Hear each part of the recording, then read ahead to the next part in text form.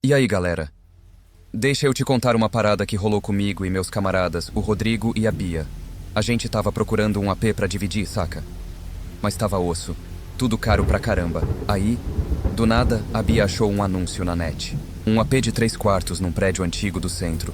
Baratinho que só. A gente ficou desconfiado, mas tava desesperado. Então fomos ver. Chegando lá, mano. Puta que pariu. O prédio era sinistro. Todo escuro. Cheio de sombras. A fachada estava toda descascada. Parecia que ia desabar. Mas o pior era a entrada. Tinha uma estátua de um anjo na porta. Só que o bagulho estava todo deformado, com a cara meio derretida. Arrepiou na hora. O síndico, seu Juvenal, era um velho todo corcunda e com um olho de vidro. Ele mostrou o AP pra gente. Por dentro até que era de boa, mas tinha um cheiro estranho. Meio de mofo, meio de... sei lá, mano. Cheiro de coisa podre. Quando a gente tava saindo, notei que o elevador tinha um botão pro 13º andar. Achei estranho, porque o prédio só tinha 12 andares. O seu Juvenal, e esse botão do 13 aí? Perguntei. O velho ficou branco que nem papel. Começou a tremer e gaguejou. É só um erro de construção, meu jovem. Não funciona. Nem tenta apertar.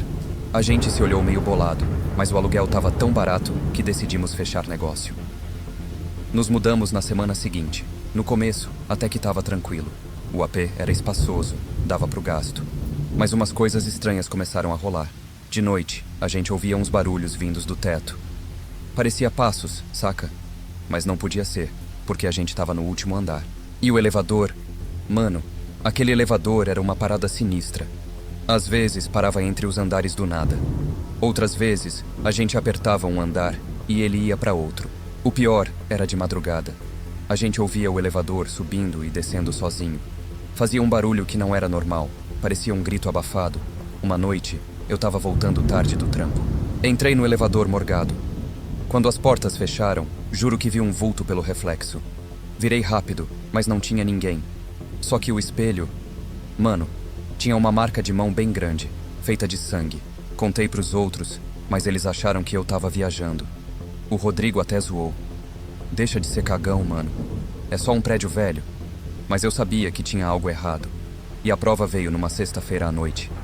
A gente tinha saído pra um barzinho ali perto.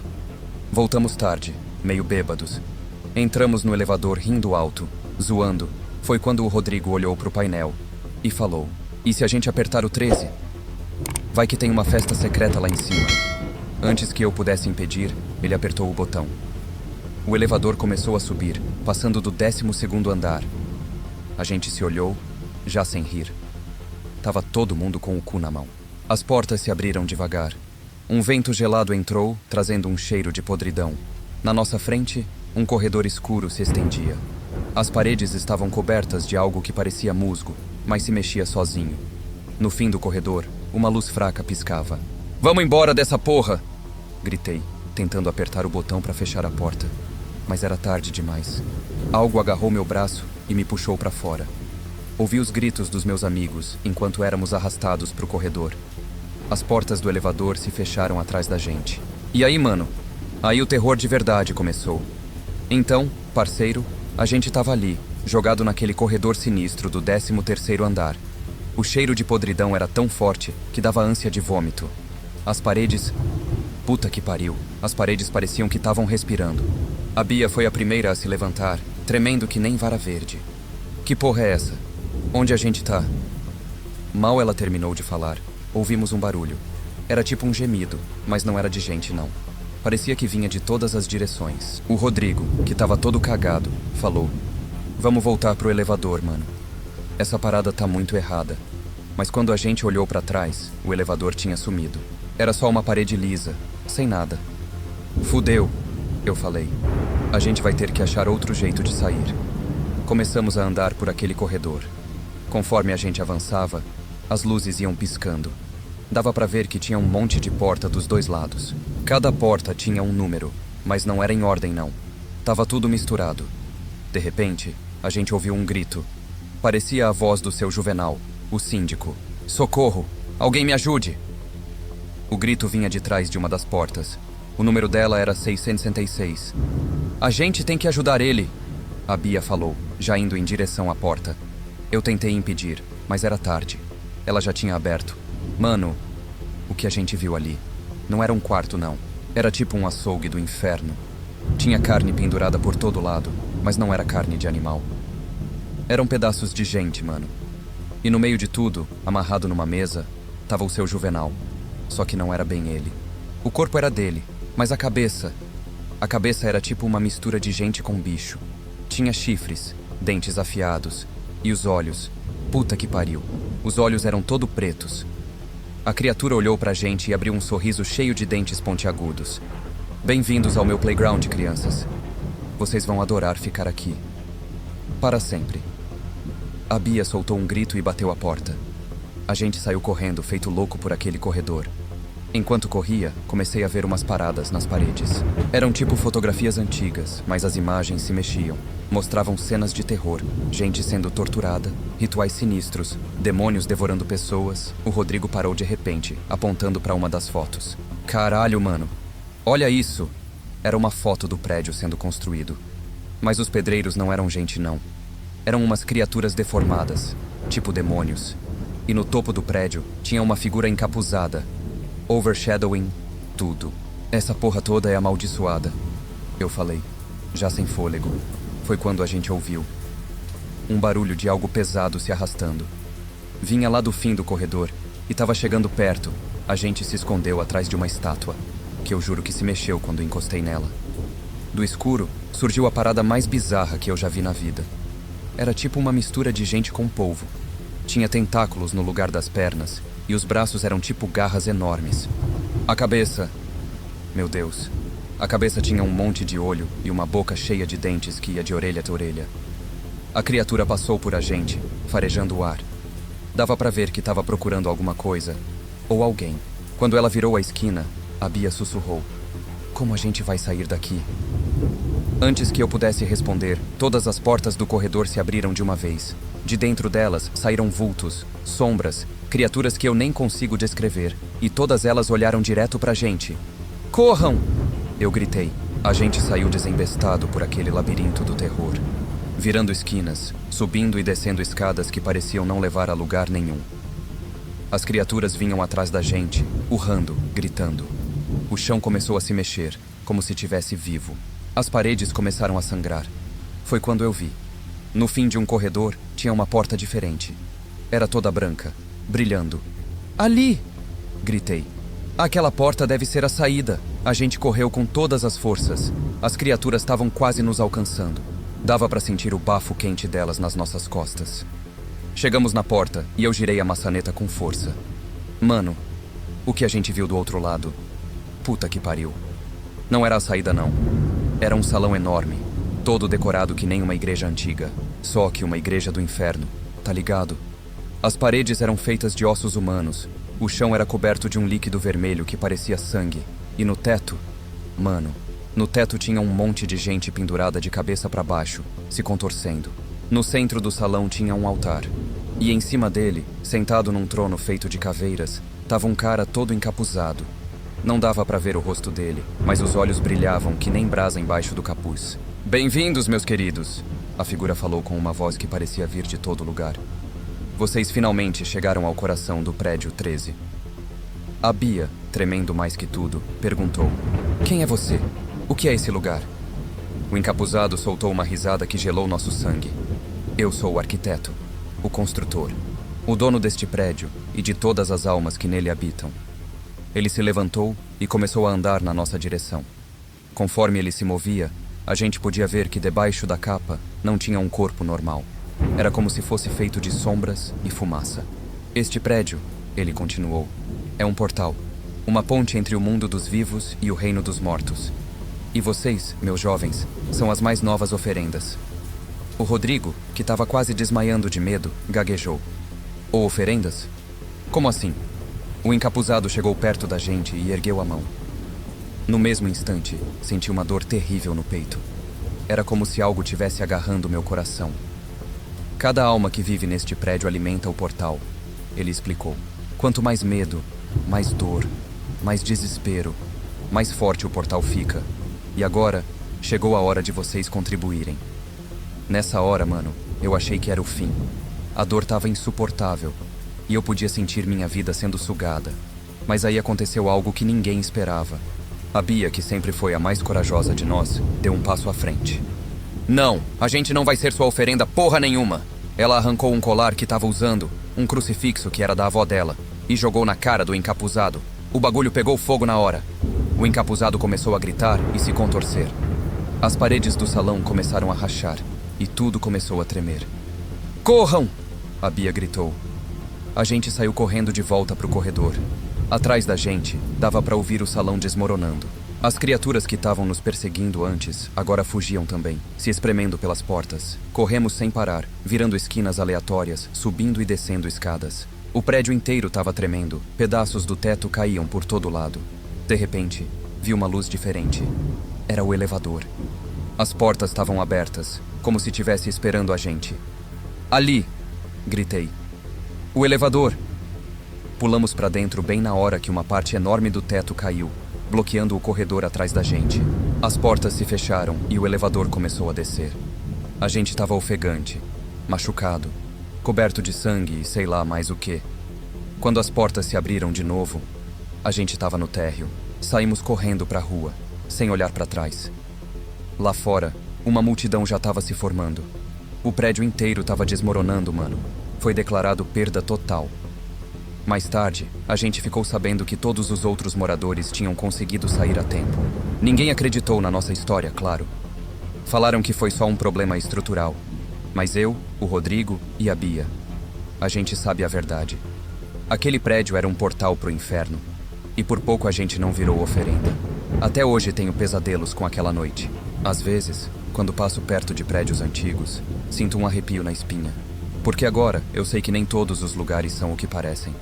E se um dia você ver um elevador com um botão pro 13º andar, mano, nem pensa em apertar. E aí, parceiro? Deixa eu te contar mais uma parada bizarra que aconteceu comigo e com meus chegados, o Beto e a Mari. A gente tava de bobeira, procurando um lugar pra acampar e se aventurar, saca? A Mari tinha ouvido falar de uma trilha sinistras que levava pra uma cachoeira maneira. Mas o lance é que ninguém tinha coragem de ir lá. Diziam que rolavam umas paradas estranhas, umas histórias macabras. Mas tu sabe como é, né? A gente é dessas. Quanto mais proibido, mais a gente quer. Então, pegamos nossas mochilas, umas brejas, e partimos nessa aventura. Mano, desde o começo a parada já tava estranha. A trilha era toda retorcida, cheia de árvores tortas, e uns sons que não dava pra identificar direito. Parecia que a floresta tava respirando, sussurrando uns bagulhos sinistros. Depois de umas horas andando, a gente chegou num lugar bizarro. Tinha uma clareira no meio da mata, mas não era uma clareira normal, não. O chão era todo preto, como se tivesse sido queimado. E no centro tinha um poço velho, daqueles de pedra. O Beto, que é o mais corajoso, ou o mais doido, sei lá, chegou perto do poço e olhou lá dentro. Na hora, ele deu um pulo pra trás, branco que nem papel. Caralho, mano. Tem alguma coisa lá dentro, ele gritou. A Mari e eu nos aproximamos e espiamos também. Puta que pariu, parceiro. Lá no fundo do poço, tinha uma luz esverdeada que pulsava que nem um coração. E dava pra ouvir uns sussurros, como se tivesse um monte de gente falando baixinho ao mesmo tempo. Vamos embora daqui, galera. Esse lugar não é normal, falei, já dando meia volta. Mas a Mari, que sempre foi a mais curiosa, falou. Espera aí. A gente não veio até aqui pra nada. Vamos explorar mais um pouco. O Beto concordou com ela e os dois começaram a rodear o poço, procurando alguma coisa.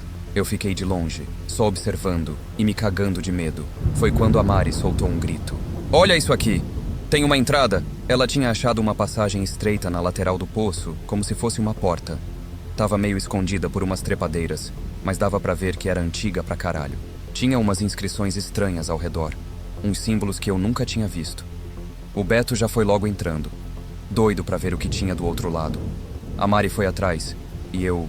bom, não ia deixar meus parceiros na mão, né? Então, respirei fundo e segui eles. Mano, eu não tava preparado pro que a gente encontrou lá dentro. Não mesmo. Então, parceiro, lá estávamos nós, entrando naquela passagem estreita do lado do poço sinistro. O bagulho era apertado pra caralho. A gente tinha que ir quase se arrastando. E o cheiro, mano, era uma mistura de mofo com algo podre. que nem carne velha. Depois de uns minutos tensos, a gente chegou numa câmara subterrânea. E puta merda, que lugar bizarro era aquele? Parecia um templo antigo, com umas colunas retorcidas e uns altares de pedra espalhados por todo lado. Nas paredes, tinha uns desenhos estranhos, tipo umas escrituras alienígenas. E no centro da câmara, tinha uma estátua enorme, de uma criatura que não parecia desse mundo. Era tipo uma mistura de polvo com lagarto, com uns tentáculos enormes e uma cara de meter medo. Caralho, mano. Que porra de lugar é esse? O Beto perguntou, a voz dele ecoando pelas paredes. Eu e a Mari estávamos muito assustados para responder. A gente só ficou olhando em volta, tentando entender o que estava acontecendo. Foi quando a gente ouviu um sussurro sinistro, vindo de todas as direções. Parecia que estava falando numa língua estranha, mas de alguma forma a gente entendia o que estava dizendo. Vocês não deveriam ter vindo aqui, crianças. Esse é um lugar sagrado, onde os antigos deuses dormem. E agora, vocês os despertaram. Na hora, as tochas nas paredes se acenderam sozinhas, revelando mais detalhes daquele templo do inferno. E lá no fundo, atrás da estátua, tinha um altar maior. Tinha uma coisa em cima dele, tipo uma caixa preta, cheia de símbolos estranhos. A Mari, hipnotizada, começou a andar em direção ao altar. O Beto tentou segurar ela, mas era como se ela tivesse em transe. Mari, não! Não toca nessa merda! Eu gritei, mas era tarde demais. Ela pegou a caixa e abriu. Na hora, uma luz negra saiu de dentro, iluminando todo o templo. E de dentro da caixa, uma fumaça densa começou a sair, formando uma figura no ar. Era uma criatura horrenda. Mano, parecia um daqueles monstros Lovecraftianos, todo cheio de tentáculos, asas e bocas. E quando abriu os olhos, eram tipo 2 buracos negros, sugando toda a luz ao redor. Eu sou Xotlka, o mensageiro do caos. E vocês, meros mortais, ousaram perturbar meu sono milenar. Agora, sofrerão as consequências. A criatura soltou um rugido ensurdecedor, fazendo todo o templo tremer. Pedaços do teto começaram a cair, e o chão se abriu em fendas enormes. Caralho, vamos sair daqui! O Beto gritou, puxando a Mari pela mão. A gente saiu correndo desesperado, tentando escapar daquele pesadelo. Mas parecia que o templo tinha vida própria, mudando de forma para impedir nossa fuga. E o pior, mano, a criatura vinha atrás da gente, flutuando no ar e destruindo tudo pelo caminho. Dava para sentir a energia maligna emanando daquele ser, como se ele fosse a própria encarnação do caos. Mano, a parada tava tensa demais. A gente corria por aquele templo macabro, tentando fugir daquela criatura Lovecraftiana que queria nossa pele. Os tentáculos dela destruíam tudo. As bocas rugiam, e os olhos negros pareciam sugar nossa sanidade. A Mari, que tinha libertado aquela coisa, estava em choque. Ela corria segurando aquela caixa maldita, como se não pudesse soltar. O Beto ia na frente, tentando achar uma saída daquele labirinto infernal. Mas parecia que não tinha escapatória, parceiro. Cada porta que a gente abria dava para outro corredor cheio de estátuas grotescas e símbolos alienígenas. Era como se o templo fosse infinito, um pesadelo sem fim. Quando a gente já estava quase desistindo, o Beto viu uma luz no fim de um túnel. Era a saída, mano. A gente podia ver o céu lá fora, o ar fresco da floresta. Vamos nessa, galera. É nossa chance, ele gritou. A gente se mandou com tudo, correndo como nunca. Dava para ouvir a criatura vindo atrás, cada vez mais perto. O cheiro de podridão era insuportável, e o frio daqueles tentáculos já estava alcançando a gente. Mas então, na hora H, a Mari tropeçou. Ela caiu com tudo no chão, e a caixa voou da mão dela. Na hora, a criatura avançou para cima da mina, pronta para devorar ela. Não! Pega a caixa! A Mari gritou pro Beto. Mano, foi tenso demais. O tempo pareceu congelar. O Beto olhou para a caixa, depois para Mari, sendo envolvida pelos tentáculos nojentos. Dava para ver nos olhos dele o desespero, a dúvida cruel, mas ele não teve escolha. Num movimento rápido, ele pegou a caixa e jogou ela de volta pro templo. A criatura, distraída, foi atrás da caixa, soltando a Mari. Vem, Mari! Vamos embora! Eu gritei, puxando ela. A gente conseguiu sair do templo bem na hora que ele começou a desmoronar. Lá dentro, dava para ouvir o rugido furioso da criatura, frustrada por ter perdido suas presas. Do lado de fora, a gente se jogou no chão, ofegante e apavorado. Ninguém falou nada por um tempo, tentando processar a loucura que tinha acabado de acontecer. Foi mal, galera. A culpa foi minha. a Mari falou, chorando. Eu não devia ter aberto aquela caixa. Relaxa, mina. A gente tá vivo, é isso que importa. O Beto respondeu, abraçando ela. Mano, depois daquele dia, a gente nunca mais foi o mesmo. A gente evita falar sobre o que rolou, mas às vezes, eu ainda tenho pesadelos com aquela criatura. E eu fico pensando, será que a gente conseguiu mesmo prender ela naquele templo? Ou será que um dia alguém vai cometer o mesmo erro que a gente e libertar o caos de novo? Eu não sei, parceiro. Mas uma coisa eu aprendi. Existem portas que nunca devem ser abertas. E poços que escondem segredos que a humanidade não tá pronta para encarar. Então, se um dia você encontrar uma entrada misteriosa por aí, pensa 2 vezes antes de entrar. Vai que você acaba dando de cara com um deus antigo, louco para transformar sua vida num pesadelo Lovecraftiano sem fim. É isso, mano. Espero que você tenha curtido essa história insana. E lembra, nem todo buraco é feito para ser explorado, hein? E aí, parceiro? Deixa eu te contar a parada que rolou com os chegados meus da faculdade.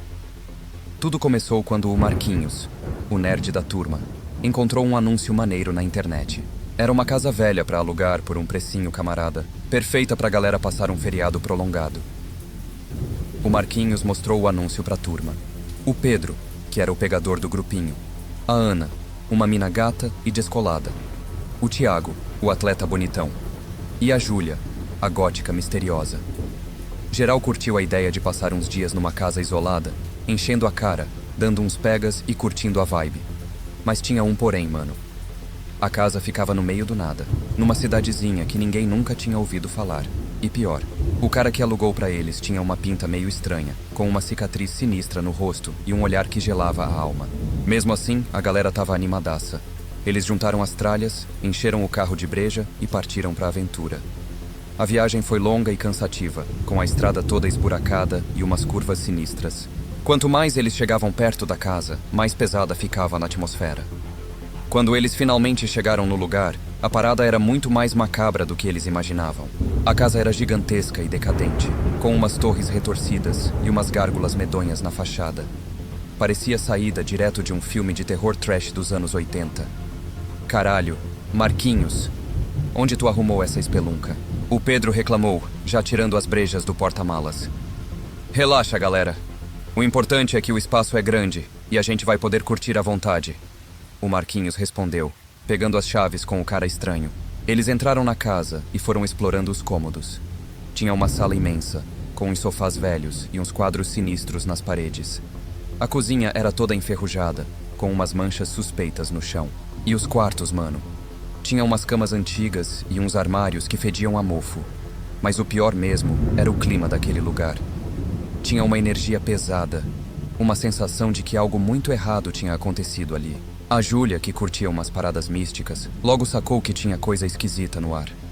Galera, não sei não. Esse lugar me dá uns arrepios estranhos. Parece que tem uma presença maligna aqui, ela falou, abraçando o próprio corpo. Larga de ser medrosa, Júlia.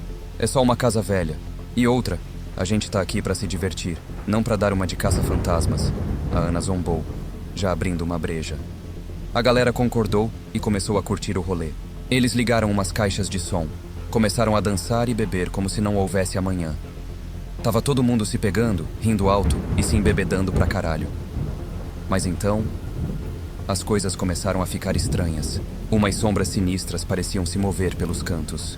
Uns rangidos macabros ecoavam pela casa. E o pior, os jovens começaram a ter uns apagões, como se algo tivesse sugando suas energias. A Júlia foi a primeira a perceber que tinha algo muito errado acontecendo.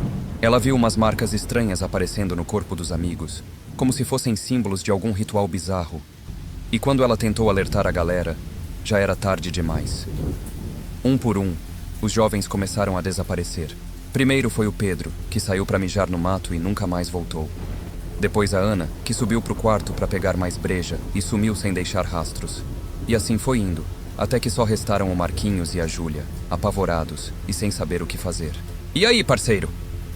Voltando para nossa história tensa, o Marquinhos e a Júlia estavam apavorados, tentando entender o que tinha acontecido com seus amigos. Eles vasculharam a casa inteira, procurando por pistas ou alguma coisa que pudesse explicar aqueles desaparecimentos bizarros. Foi então que eles encontraram uma porta escondida, que dava para um porão sinistro. A porta estava trancada, mas o Marquinhos, que era bom com essas paradas de tecnologia, conseguiu arrombar a fechadura. Quando eles desceram as escadas, deram de cara com um cenário de pesadelo. O porão era um antigo altar satânico, cheio de velas pretas, pentagramas invertidos e símbolos macabros nas paredes. Tinha umas manchas de sangue seco no chão e uns instrumentos de tortura enferrujados jogados pelos cantos. Caralho, Marquinhos, que porra de lugar é esse? A Júlia perguntou, tremendo dos pés à cabeça. Eu não sei, Júlia, mas uma coisa é certa. Essa casa guarda uns segredos muito mais pesados do que a gente imaginava. O Marquinhos respondeu, tentando manter a compostura. Eles começaram a explorar o altar, procurando por alguma coisa que pudesse ajudar a encontrar seus amigos. Foi então que a Júlia achou um livro antigo, com uma capa de couro preto e umas inscrições sinistras na lombada. Quando ela abriu o livro, um vento gelado varreu o porão. As páginas estavam repletas de feitiços obscuros, invocações demoníacas e rituais macabros. Era o tipo de coisa que a gente só vê em filme de terror, sacas? Mas o Marquinhos, movido pela curiosidade, começou a ler aquelas páginas amaldiçoadas. Ele ficou fascinado com o poder sombrio que aquelas palavras prometiam. Era como se o livro estivesse sussurrando diretamente na mente dele, tentando seduzi-lo para o lado negro da força. A Júlia tentou impedir o amigo, falando que aquilo era loucura. Mas o Marquinhos estava possuído, mano. Ele começou a recitar umas palavras numa língua estranha, e o porão inteiro começou a tremer. As velas se acenderam sozinhas, e um portal se abriu no meio do pentagrama. De dentro dele, uma fumaça negra começou a sair, formando uma figura medonha. Era um demônio ancestral, com chifres retorcidos, asas de morcego e olhos vermelhos como brasas do inferno. Eu sou Beelzebu, o Senhor das Trevas. A criatura rugiu, fazendo as paredes estremecerem. Vocês ousaram perturbar meu domínio, mortais tolos. Agora sofrerão as consequências. O demônio avançou contra eles, com suas garras afiadas prontas para dilacerar. A Júlia conseguiu se esquivar, mas o Marquinhos foi agarrado pelo pescoço. A criatura o ergueu no ar, prestes a arrancar sua alma. Foi então que a Júlia viu, no meio daquela confusão infernal, uma adaga de prata cravejada de rubis. Ela não sabia por quê, mas algo lhe dizia que aquela era a única arma capaz de ferir a besta. Num ato de desespero, ela agarrou a adaga e saltou contra o demônio, cravando a lâmina bem no meio do peito dele. A criatura urrou de dor, soltando o Marquinhos e cambaleando para trás. Mas aquilo não era o suficiente para matar Beelzebu. O demônio arrancou a adaga do peito e jogou longe, com um sorriso maligno nos lábios. Ele então começou a sugar as almas dos jovens desaparecidos, ficando cada vez mais forte. E aí, parceiro? Voltando para nossa trama macabra, a Júlia e o Marquinhos estavam frente a frente com Beelzebu, o Senhor das Trevas. O demônio tinha absorvido as almas dos jovens desaparecidos e estava cada vez mais poderoso, pronto para espalhar o caos e a destruição pelo mundo. A Júlia, desesperada, tentou atacar a criatura com a adaga de prata, mas era inútil. Beelzebu era rápido demais, e cada golpe dela parecia apenas fortalecê-lo ainda mais. O Marquinhos, por sua vez, estava paralisado de medo. Ele não conseguia acreditar que tinha invocado aquela abominação infernal. Seu corpo tremia, e sua mente estava à beira da loucura. Foi então que a Júlia teve um estalo. Ela se lembrou de uma passagem do livro amaldiçoado que falava sobre um ritual de expulsão. Era arriscado pra caralho, mas era a única esperança deles. Marquinhos, eu preciso que você distraia o demônio, ela gritou, enquanto procurava os ingredientes necessários pelo porão. Eu não consigo, Júlia. Esse monstro é forte demais. O Marquinhos choramingou, encolhido num canto. Porra, Marquinhos. Você fodeu com tudo. Agora ajuda a consertar. Segura essa porra aí. A Júlia berrou, jogando um crucifixo de madeira para ele. O Marquinhos, trêmulo, pegou o crucifixo e começou a recitar umas orações aleatórias. Beelzebu, irritado com aquela demonstração de fé, avançou contra ele, pronto para estraçalhar sua carne. Enquanto isso, a Júlia misturava umas ervas estranhas, sangue de bode e outras porqueiras num caldeirão improvisado. Ela começou a entoar umas palavras em latim, e o porão inteiro começou a tremer. Beelzebu, que estava prestes a devorar o Marquinhos, sentiu uma dor lancinante percorrer seu corpo demoníaco. Ele soltou um urro ensurdecedor, e sua pele começou a fumegar, como se estivesse sendo queimada por dentro. A Júlia continuou o ritual, cada vez mais rápido e intenso. O demônio se contorcia e gritava, tentando resistir àquela magia ancestral. Mas era tarde demais para ele. Com um último berro agoniado, Beelzebub explodiu numa nuvem de enxofre e fogo. As almas que ele tinha devorado foram libertas, e os jovens desaparecidos ressurgiram no porão, confusos e aterrorizados. Caralho, Júlia! Você conseguiu! O Marquinhos exclamou, abraçando a amiga. Não foi nada, Marquinhos. Mas da próxima vez que você quiser alugar uma casa barata, a gente vai pra porra de um hotel. A Júlia respondeu, ainda trêmula. Os jovens saíram daquela casa maldita o mais rápido que puderam, jurando nunca mais voltar. Eles tinham aprendido da pior maneira possível que algumas economias não valem o preço da alma. Mano, você não vai acreditar na parada macabra que rolou comigo. Tava eu de boa na laje, curtindo um fim de tarde, quando meu celular apitou. Era a mensagem do Zé, meu parça da quebrada. O maluco tava me chamando pra um rolê diferente. Bora fazer uma grana fácil? Tem um coroa aí precisando de uns caras pra colheita na fazenda dele. Paga bem e ainda dá comida. Tá dentro? Na hora fiquei animado, tio. Grana extra sempre é bem-vinda, né não? Mas tinha um bagulho esquisito. Por que um fazendeiro ia chamar um Zé Ninguém da periferia pra trampar na roça? Algo não tava cheirando bem, mas a fome de Dindim falou mais alto. Respondi que tava dentro e combinamos de ir no dia seguinte. Naquela noite, bicho, não preguei o olho. Ficava imaginando uns bagulhos sinistros, tipo... E se fosse uma armadilha? E se o coroa fosse um serial killer demoníaco querendo fazer a gente de vítima? Mó viagem, né? Mas o terror tava plantado na minha cuca.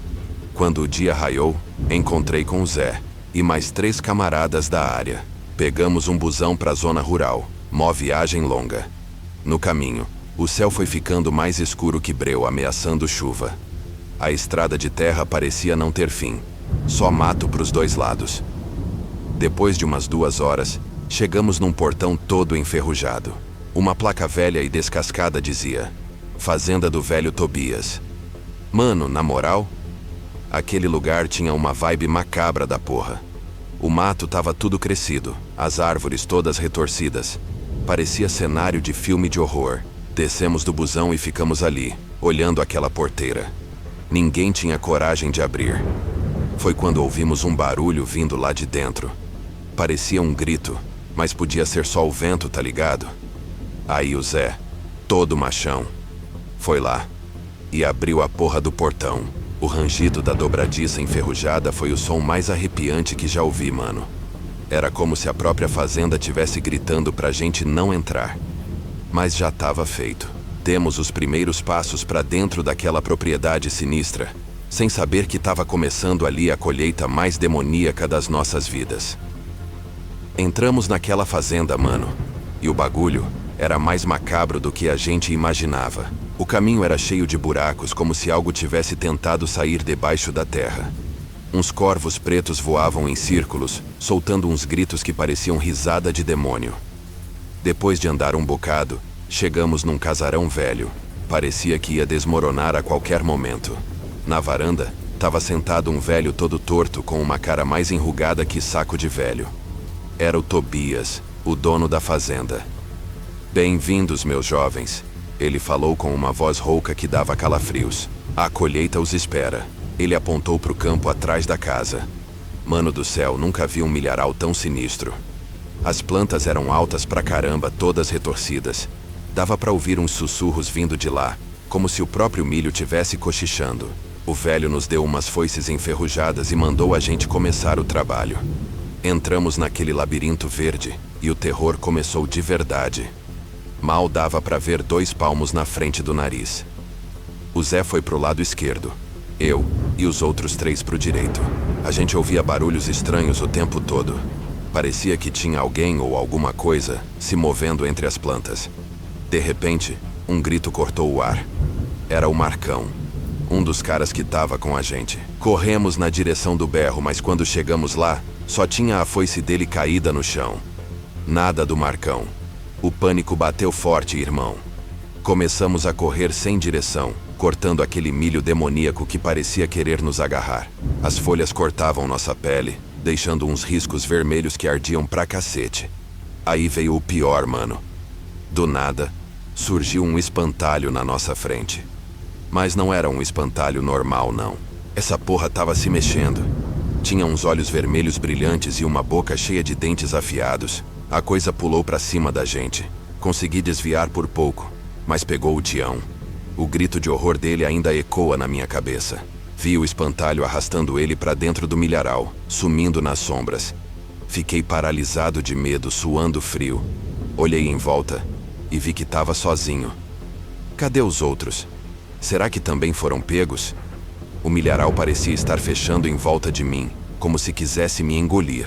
Foi quando ouvi a risada do velho Tobias ecoando por todo o campo.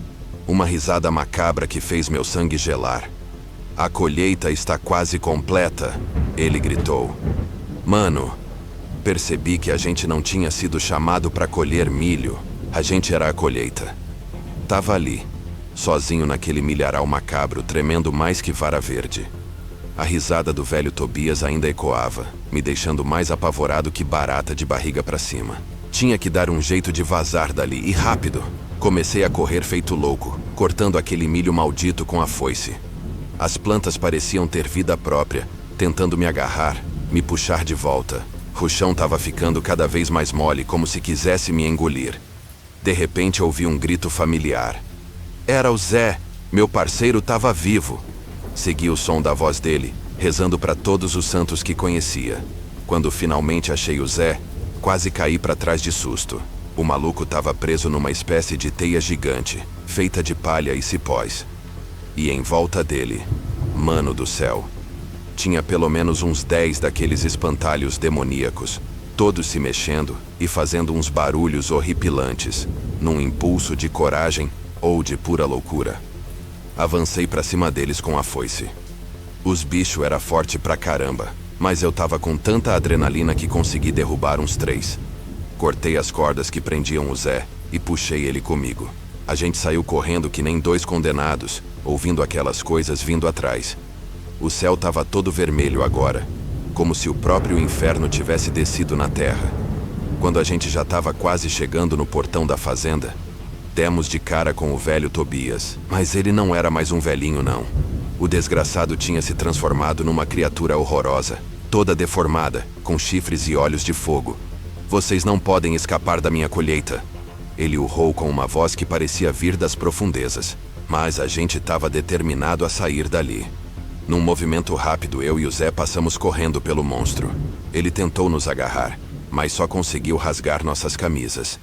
Pulamos o portão e continuamos correndo pela estrada de terra. Só paramos quando já estava amanhecendo e a fazenda tinha sumido de vista. Mano, até hoje não sei explicar direito o que aconteceu naquela noite. A polícia nunca achou a tal fazenda, e os outros caras que foram com a gente sumiram sem deixar rastro. Eu e o Zé ficamos com umas cicatrizes estranhas nas costas, parecendo símbolos antigos. Às vezes elas ardem como fogo, principalmente em noites de lua cheia. Nunca mais aceitei trabalho em fazenda, tio. E toda vez que vejo um milharal ou um espantalho, sinto aquele frio na espinha. A colheita do medo mudou nossas vidas para sempre. E aí, parceiro? Dá pra acreditar nessa parada demoníaca que rolou com a gente? Porque até hoje eu fico me perguntando se foi real ou não. Mas o terror... o terror é bem real, pode apostar. Toda noite eu acordo suando frio com medo de ouvir aquela risada macabra de novo. Tava eu e minha mina, a Jéssica, voltando de um rolê na casa da tia dela lá no interior. Já passava das 2 da madruga e a estrada tava mais vazia que promessa de político. Eu tava dirigindo meu Corsinha 98, todo tinindo, mas cê tá ligado como é, né? Carro velho é que nem vaso rachado, qualquer hora quebra. A gente tava conversando de boa, com um som baixinho rolando, quando do nada o motor começou a fazer um barulho estranho. Era tipo um gemido de alma penada, juro. Tentei ignorar, mas o bagulho só piorou. Aí, mano, puf, o carro morreu de vez. Fiquei mais puto que cego em tiroteio. A Jéssica já começou a ficar nervosa falando que a gente ia morrer ali no meio do nada. Tentei acalmar ela, mas estava tenso também. Descemos do carro para dar uma olhada. Abri o capô e fingi que manjava dos Paranauê, mas na real não faço a menor ideia do que estava fazendo. tava escuro pra caralho. Só dava pra ver por causa do farol do carro. Foi aí que a gente notou onde a gente tava. Do lado da estrada, tinha uma roça velha, toda abandonada. No escuro, aquele lugar parecia cenário de filme de terror, tio. Tinha umas árvores todas retorcidas, umas plantas secas que pareciam ter cara de gente sofrendo. Bagulho sinistro mesmo. Amor, vamos ver se tem alguém nessa roça aí pra ajudar a gente, falei pra Jéssica. Ela me olhou com uma cara de quem tava vendo assombração. Cê tá maluco? Entrar numa roça abandonada no meio da noite? Já viu filme de terror, não? Ela respondeu toda nervosa. Mas que escolha a gente tinha? Ficar parado ali na estrada era pedir pra ser assaltado ou pior. Convenci ela que era melhor arriscar. Pegamos as lanternas dos celulares e começamos a andar em direção àquela propriedade macabra. Cada passo que a gente dava, parecia que o mato crescia atrás da gente, como se quisesse nos engolir. Lá no fundo, dava pra ver a silhueta de uma casa, toda torta, com as janelas quebradas. Parecia que tava olhando pra gente, mano. Juro que ouvi uns sussurros vindo de lá. Mas a Jéssica disse que era só o vento. À medida que a gente se aproximava da casa, o ar ficava mais pesado. Tinha um cheiro estranho no ar, meio que podre, sabe? E o silêncio, mano. Aquele silêncio era ensurdecedor. Nem grilo cantava. Quando a gente tava quase chegando na varanda da casa, pisei em algo que fez um barulho de osso quebrando. Apontei a lanterna pro chão e quase vomitei. Era uma caveira de animal toda quebrada agora, mas não era de vaca ou cavalo, não. Parecia ser de alguma coisa diferente. A Jéssica agarrou meu braço com tanta força que achei que ia arrancar. Vamos embora daqui, por favor. Ela implorou, já com lágrimas nos olhos. Mas era tarde demais. Algo tinha notado nossa presença. Um vulto passou rápido por uma das janelas quebradas da casa. E aí, mano, a gente ouviu uma voz rouca, arrastada, que parecia vir de todo lugar e de lugar nenhum ao mesmo tempo. Bem-vindos, viajantes. A colheita está apenas começando. Mano, quando a gente ouviu aquela voz, fiquei mais gelado que picolé de pinguim. A Jéssica tava tremendo que nem vara verde do meu lado. Mas por algum motivo bizarro, a gente não conseguia se mexer para fugir dali. A porta da casa se abriu sozinha, rangendo igual velha com dor nas costas. De dentro saiu uma luz fraca, meio esverdeada. Era um convite macabro pra gente entrar. Vamos nessa, falei pra Jéssica tentando parecer corajoso. Mas estava mais cagado que passarinho em milharal. A gente entrou na casa, e o bagulho era mais sinistro por dentro. As paredes estavam todas rabiscadas com uns símbolos estranhos. Parecia coisa de macumba braba. Tinha umas velas pretas acesas em cada canto, mas a luz delas não ajudava muito. No centro da sala tinha uma mesa redonda com uma toalha vermelha. Em cima dela, uma bola de cristal toda embaçada. Do nada, a bola começou a brilhar e umas imagens apareceram dentro dela. Mano do céu, era a gente. Eu e a Jéssica andando pela roça, entrando na casa. Mas tinha algo errado. Na imagem a gente estava sendo seguido por umas sombras sinistras. Aí veio o pior. As imagens mudaram e mostraram a gente gritando, correndo, sendo perseguido por alguma coisa que a gente não conseguia ver direito. A Jéssica soltou um grito que quase me fez pular para fora da pele. Olhei para ela e vi que estava apontando para uma foto na parede. Era uma família toda sorridente, mas conforme a gente olhava, os rostos iam ficando distorcidos, os olhos ficando pretos, as bocas se abrindo em gritos silenciosos. De repente, todas as portas e janelas se fecharam com força. A gente estava preso ali dentro. Tentei abrir, mas não teve jeito. Tava mais travado que conta de pobre no fim do mês. Foi aí que a gente começou a ouvir umas vozes, mano. Pareciam vir de todo lugar e de lugar nenhum ao mesmo tempo. Falavam numa língua estranha, tipo latim ou sei lá o quê. As coisas começaram a se mexer sozinhas. Cadeiras deslizando pelo chão, portas batendo. Vi uma sombra passando rápido pelo corredor. Não era bicho não, parça. Era uma parada grande, tipo gente, mas toda deformada. Aí veio o pior. Ouvimos passos pesados vindo do andar de cima. Tum, tum, tum. Descendo a escada, meu coração estava mais acelerado que bateria de escola de samba. Quando a coisa chegou no pé da escada, todas as velas se apagaram. Ficamos no breu total. Senti um bafo gelado na minha nuca e ouvi uma voz rouca sussurrando no meu ouvido. A colheita está quase completa. Mano, nessa hora eu soltei um grito tão alto que acho que acordei até os mortos do cemitério mais próximo. Peguei a mão da Jéssica e comecei a correr feito louco, derrubando tudo pela frente. Não sei como, mas consegui arrombar a porta da frente. A gente saiu correndo pra fora da casa, mas o terror tava longe de acabar. Porque lá fora, mano, lá fora a roça tinha mudado completamente. As plantas tinham crescido, formando um labirinto sinistro. E no céu, meu Deus, no céu tinha uma lua vermelha como sangue. A voz voltou mais forte dessa vez. Corram, corram. A colheita mal começou. Tava eu e a Jéssica ali, parados na frente daquela casa maldita, olhando para aquele labirinto sinistro que a roça tinha virado. A lua vermelha deixava tudo com uma cor de sangue, bicho. Parecia que a gente tinha caído num pesadelo do capeta. Vamos voltar pro carro, gritei pra Jéssica. A gente começou a correr, mas era como se o próprio chão tivesse vivo.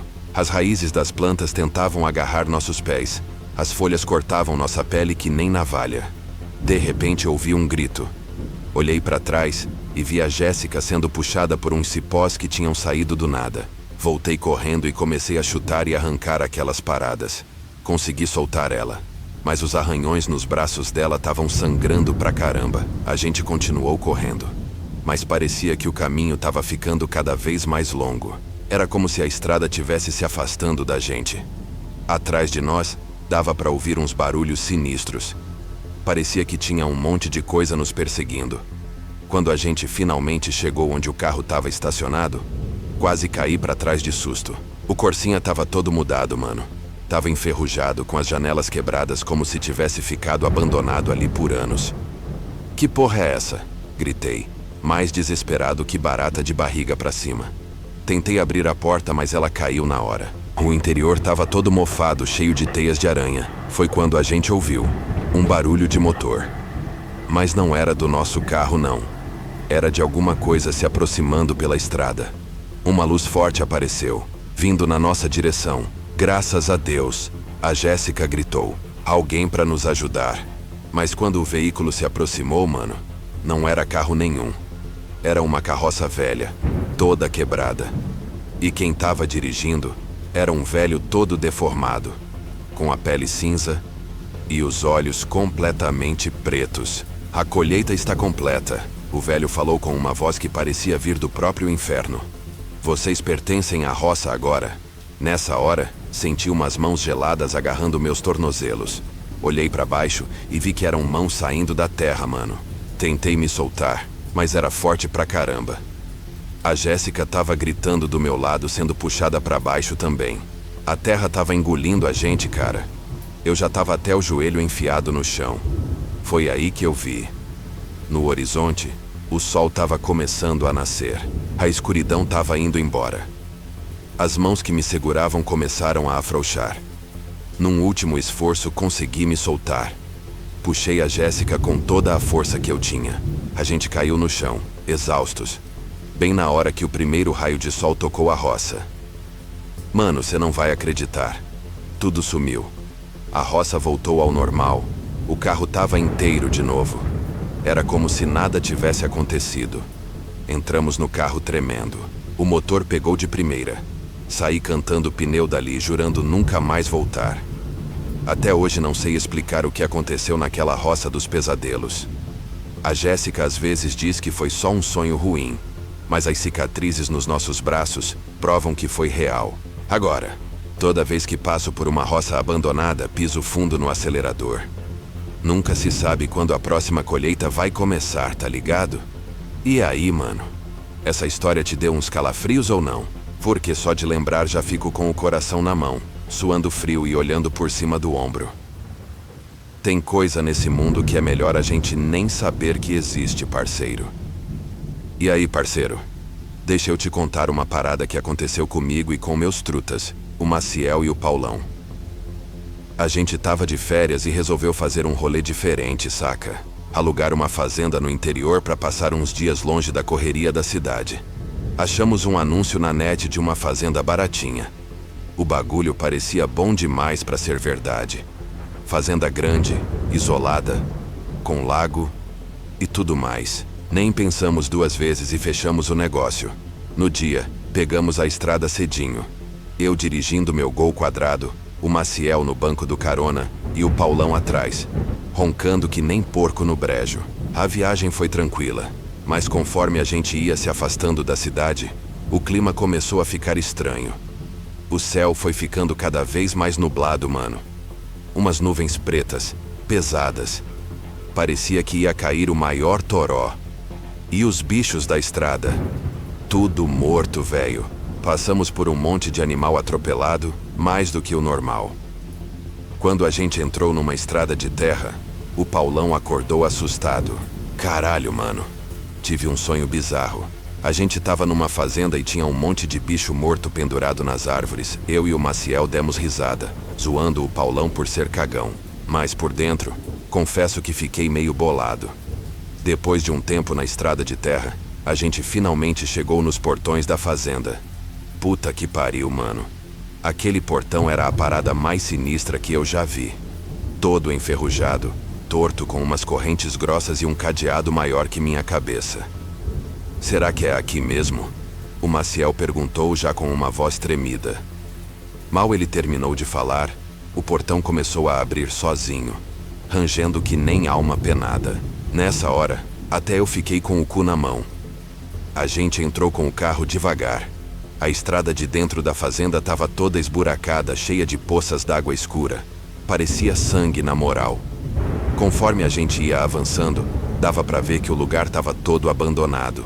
O mato estava altão, as cercas todas quebradas. Tinha umas árvores secas que pareciam ter cara de gente gritando. Aí, no meio do caminho, a gente viu um espantalho, mano. Mas não era um espantalho normal, não. Aquela porra tava vestida que nem gente, com umas roupas velhas toda suja de um negócio vermelho. E a cabeça... Meu Deus. A cabeça parecia uma caveira de verdade. O Paulão começou a choramingar no banco de trás. Mano, vamos embora. Esse lugar é amaldiçoado. Mas era tarde demais. Quando a gente olhou pra trás, o portão tinha sumido. Não tinha mais volta. A gente continuou andando até chegar na sede da fazenda. Era uma casona antiga, toda mal assombrada. As janelas estavam quebradas, as paredes descascando. No telhado, um monte de urubu. Paramos o carro e ficamos olhando para aquela casa, sem coragem de sair. Foi quando a gente ouviu um grito, mano.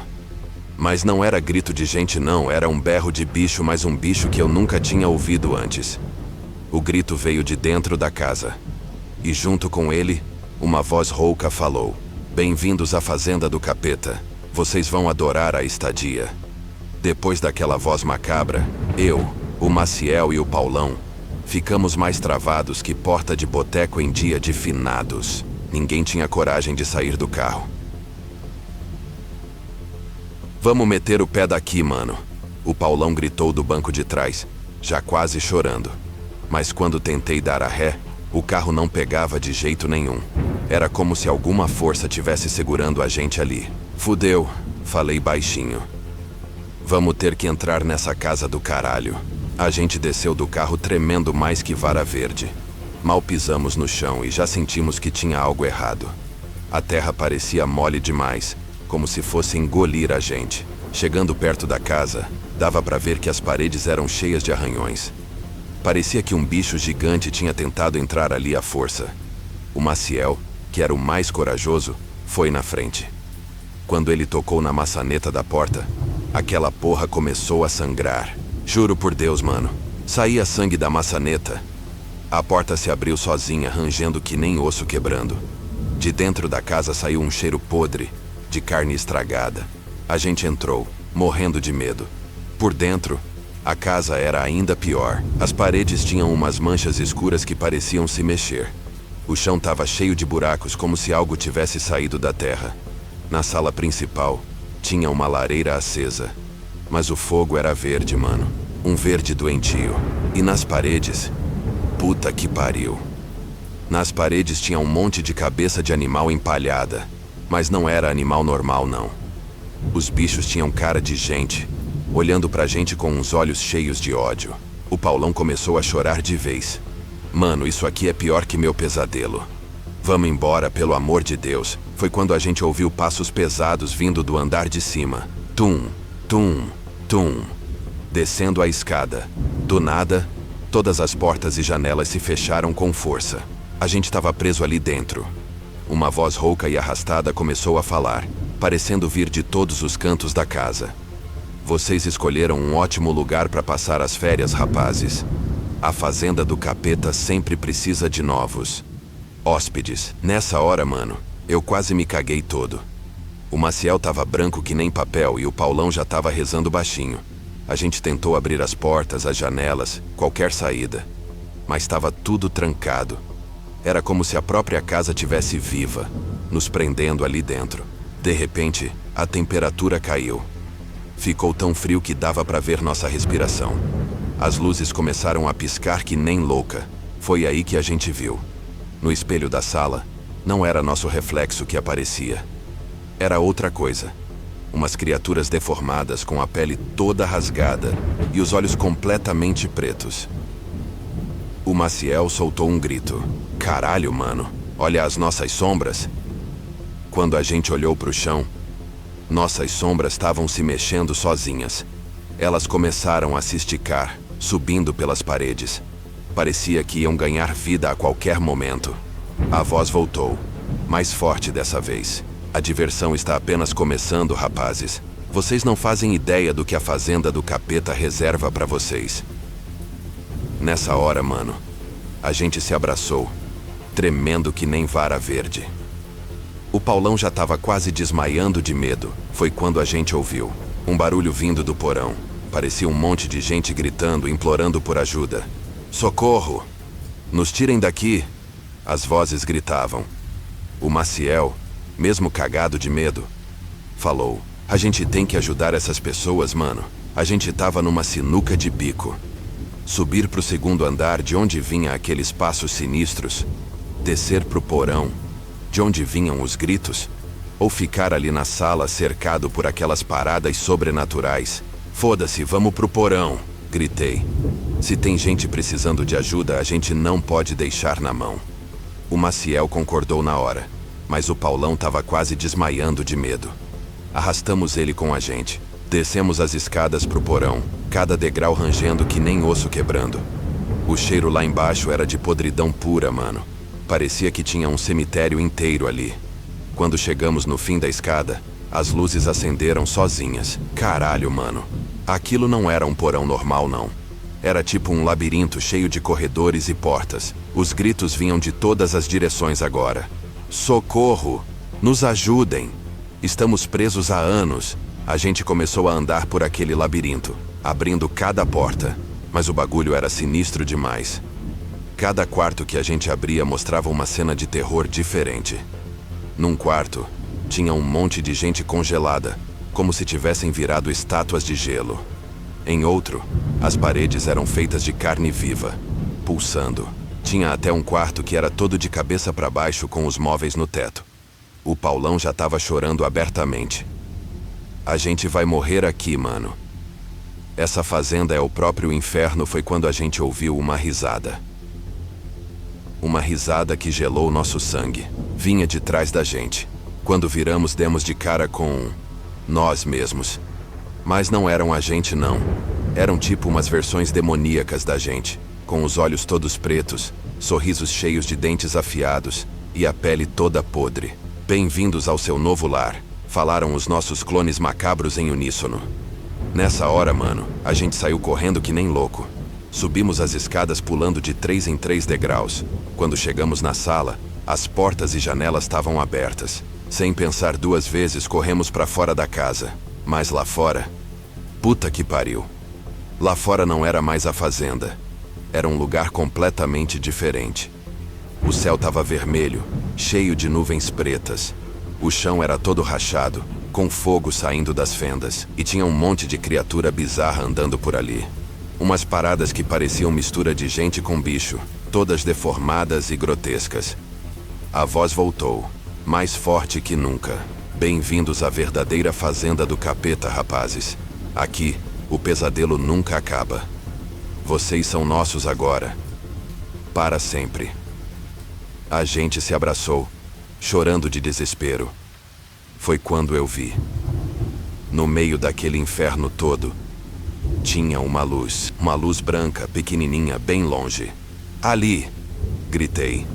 Vamos naquela direção. A gente começou a correr. As criaturas vieram atrás da gente, umas voando, outras rastejando. O chão abria sob nossos pés, tentando nos engolir. Corremos como nunca na vida, mano. O Paulão, que sempre foi o mais lento, estava voando na nossa frente. A luz foi ficando maior, mais forte. Quando a gente estava quase alcançando, ouvi um grito. O Maciel tinha tropeçado. Voltei para ajudar ele, mas as criaturas já estavam quase pegando a gente. O Maciel gritou. Vai, mano. Salva você e o Paulão. Com o coração partido, continuei correndo. Alcancei o Paulão bem na hora que a gente chegou na luz. Houve um clarão cegante. Quando abri os olhos de novo, a gente estava de volta no carro, na frente dos portões da fazenda. O Maciel estava lá também, dormindo no banco do carona como se nada tivesse acontecido. Olhei pro Paulão, que estava tão assustado quanto eu. Mano, isso foi real? Antes que ele pudesse responder, notei algo no espelho retrovisor. Por um segundo, juro que vi nossos reflexos com os olhos completamente pretos e um sorriso demoníaco. Pisei fundo no acelerador e saí dali o mais rápido possível. Até hoje não sei se aquilo tudo foi real ou não. Mas uma coisa eu te digo, parceiro. Nunca mais aluguei fazenda nenhuma. E toda vez que passo perto de um lugar isolado, sinto aquele frio na espinha. Porque no fundo, bem no fundo, eu sei que a fazenda do capeta ainda tá lá, esperando suas próximas vítimas. E aí, mano, essa história te deu uns calafrios ou não? Porque só de contar já tô olhando por cima do ombro aqui.